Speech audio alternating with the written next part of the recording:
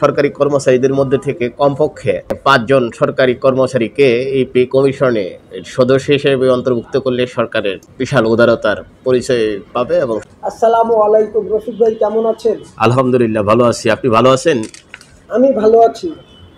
আজকে একটি আনন্দের বিষয়, বিভিন্ন মিডিয়ার মাধ্যমে জানতে পারলাম আপনাদের নবম পে কমিশন গঠন হয়েছে। এ ব্যাপারে আপনার প্রতিক্রিয়া কি? আলহামদুলিল্লাহ, এটি একটি ভালো পদক্ষেপ। এতে সরকারি কর্মচারীরা উপকৃত হবে এবং ঋণের বোঝা থেকে সরকারি কর্মচারীরা মুক্তি পাবে।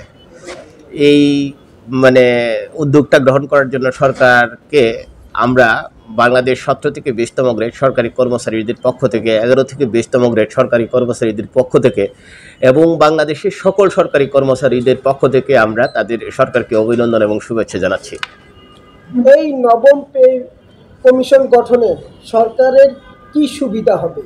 অবশ্যই সুবিধা পাবে সরকার সুবিধাভোগী, কারণ হলো সরকারি কাজে স্বচ্ছতা ফিরে আসবে এবং কর্মচারীরা টেনশন মুক্তভাবে কাজ করতে পারবে এবং সরকারি কর্মচারীদের যে দৈনন্দিন যে কাজকর্মগুলো এগুলো সুচারুভাবে সম্পাদন হবে। সরকারি কর্মচারীরা জবাবদিহিতার মাধ্যমে চলে আসবে। নবম পে কমিশন গঠনে সরকারি কর্মচারীদের ভাবনা কি? উক্ত পে কমিশনে সরকারি কর্মচারীদের মনের কথা হলো সরকারি কর্মচারীদের মধ্যে থেকে কমপক্ষে 5 জন সরকারি কর্মচারীকে এই পে কমিশনে সদস্য হিসেবে অন্তর্ভুক্ত করলে সরকারের বিশাল উদারতার পরিচয় পাবে এবং সরকারি কর্মচারীরা আরও বেশি করে উপকৃত হবে বলে মনে করি। এই নবম পে কমিশন গঠনে আপনাদের সরকারি কর্মচারীদের পাওয়া ও প্রত্যাশা কি? এই পে কমিশনে সরকারি কর্মচারীদের পাওয়া এবং আশা এবং প্রত্যাশা অনেক। দেখুন যে সরকারি কর্মচারীদের বিগত সরকার প্রায় 20টা ধাপ সরকারি কর্মচারীদের করে দিয়ে গেছিল। এই ধাপগুলো কমিয়ে আনার জন্য এই পে কমিশনের কাছে সরকারি কর্মচারীদের পক্ষ থেকে আমাদের সুপারিশ থাকবে এবং সময়োপযোগী মূল বেতন কাঠামো মূল বেতন কাঠামো নির্ধারণের ক্ষেত্রে সরকার অবশ্যই আন্তরিক থাকবে এবং বিভিন্ন সরকারি কর্মচারীর যে ভাতাগুলো আছে এই ভাতাগুলোর পূর্ণ মূল্যায়ন করলে বিশেষ করে বাড়ি ভাড়ার ক্ষেত্রে সরকারি কর্মচারীদের মূল বেতনের 80% যদি বাড়ি ভাড়াগুলো সরকার দেয়, সেই ক্ষেত্রে সরকারি কর্মচারীরা স্বাভাবিকভাবে জীবনযাপন করতে পারবে। এছাড়া যারা নিম্ন আয়ের কর্মচারী আছি আমরা, যেমন পোশাক ভাতা এবং বিভিন্ন ভাতা যেগুলো আছে এগুলো যদি বেতনের সাথে সমন্বয় করে একসাথে দেওয়া হয়, সেক্ষেত্রে সরকারি কর্মচারীরা আরও বেশি সুবিধা প্রাপ্ত হবে। এছাড়া সরকারি কর্মচারীদের নিম্ন আয়ের কর্মচারী, বিশেষ করে সরকারি কর্মচারী যারা আছে সবাইকে যদি রেশনিং ব্যবস্থাটা যদি বাধ্যতামূলক সবার ক্ষেত্রে করা হয়, সেক্ষেত্রে কর্মচারীরা খেয়ে পরে দিনাতিপাত করতে পারবে বলে আমরা দৃঢ় বিশ্বাস করি। সেই জন্য সরকারের পে কমিশনের কাছে যেহেতু সরকার এটা করেছেন অত্যন্ত উদারতা এবং এতে এর পরিচয় দিয়েছেন, আমরা আশা করব যে সরকার বাহাদুর অত্যন্ত দূরদর্শিতা এবং একটা বাস্তব ভিত্তিক পদক্ষেপ গ্রহণ করেছেন। এই বাস্তব ভিত্তিক পদক্ষেপকে সারা বাংলাদেশের সরকারি কর্মচারীরা সাধুবাদ জানিয়েছে এবং আমরাও আমাদের সংগঠন থেকে সাধুবাদ জানাচ্ছি। পাশাপাশি এই সরকার বাহাদুর যাতে সরকারি কর্মচারীদের সকল কিছুর দিকগুলো বিবেচনা করেন, সেই জন্য সরকারের কাছে আমাদের আমরা বিশেষ উদার আহ্বান জানাচ্ছি।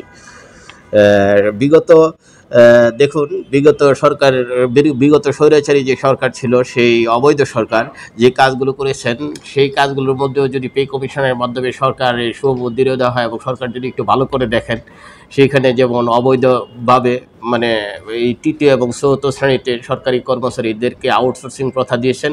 এই আউটসোর্সিং প্রথাগুলো বাতিল করে তাদেরকে রাজস্ব খাতে স্থানান্তরের মাধ্যমে অথবা তাদের শিক্ষাগত যোগ্যতা অনুযায়ী যদি রাজস্ব খাতে স্থানান্তর করে সরকার এই পে কমিশনের মাধ্যমে সরকারি কর্মচারীদের এই দাবি দাওয়াগুলো সুন্দর করে মৌলিক দাবিগুলো যদি দেখেন, তাহলে সরকারি কর্মচারীরা অত্যন্ত উপকৃত হবে।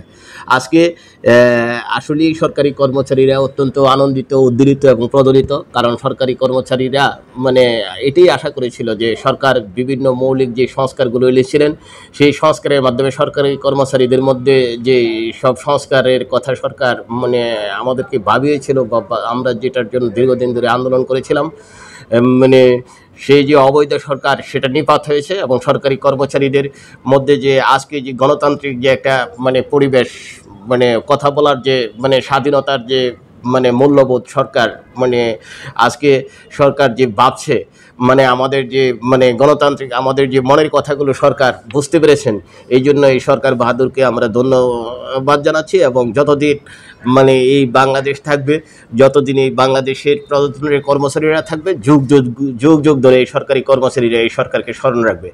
ধন্যবাদ। আপনি আজকে আমি সর্বশেষ আপনাকে একটা প্রশ্ন করব। আপনারা দীর্ঘদিন পে কমিশনের জন্য আন্দোলন করে আসছিলেন, সেটা আমি সাংবাদিক হিসেবে মাঠে ছিলাম, আমি দেখেছি। আপনি কি মনে করেন এই পে কমিশন গঠনের মধ্যে দিয়ে আপনাদের দীর্ঘদিনের চাওয়া পাওয়া, দুঃখ দুর্দশা লাঘব হবে কিনা?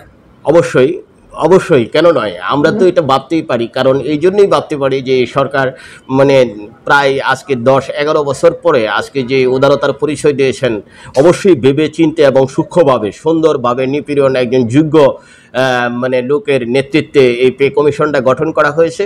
উনি অর্থ মন্ত্রণালয়ে কাজ করেছিলেন এবং সরকারি কর্মচারীদের মানে মনের কথা উনি জানেন। সেই দৃষ্টিকোণ থেকে অবশ্যই এই সরকার আমাদের মনের যে প্রত্যাশাগুলো, এই মৌলিক প্রত্যাশাগুলো অবশ্যই পূরণ করবেন। তাতে সরকার আমাদের মনে হয় যে অবশ্যই সরকার মানে ভেবে চিন্তে এবং অত্যন্ত দৃঢ়তা এবং মানে পরিপক্ক মতামত নিয়ে এই কমিশনটা গঠন করেছেন। আমরা এই সরকারকে সাধুবাদ জানাচ্ছি এবং সরকারি কর্মচারীদেরকে মানে বাংলাদেশের যত সরকারি কর্মচারীরা আছেন সকল কর্মচারীদেরকে আজকে দু হাত তুলে এই সরকারের জন্য মানে যাতে দোয়া করেন। মানে এই সরকার মানে এই সরকারের নীতি নির্ধারকদেরকে নিয়ে যারা ভাবছেন, নীতি নির্ধারকরা যারা এই সরকারকে নিয়ে সরকারের মানে এই কর্মকাণ্ড নিয়ে ভাবছেন, সরকারি কর্মচারীদেরকে নিয়ে যিনি ভাবছেন, বিশেষ করে প্রধান উপদেষ্টাকে এবং প্রধান উপদেষ্টার যে প্রেস সচিব ওনাকে ধন্যবাদ জানাচ্ছি। এবং মানে ওনার এই ধন্যবাদ এবং উদারতার মানে কথা সরকারি কর্মচারীরা যুগ যুগ ধরে মনে রাখবে।